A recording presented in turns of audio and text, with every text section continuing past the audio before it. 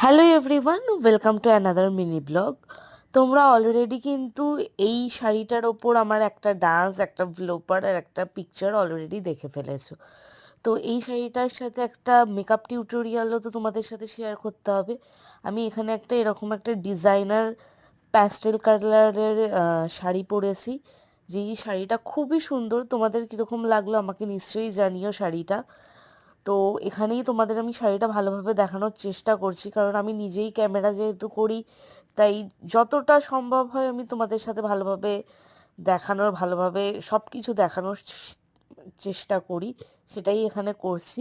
শাড়িটা একটু আমি উঁচু করে ড্র্যাপিং করেছি, কারণ তোমরা সবাই জানো বৃষ্টির যা ওয়েদার।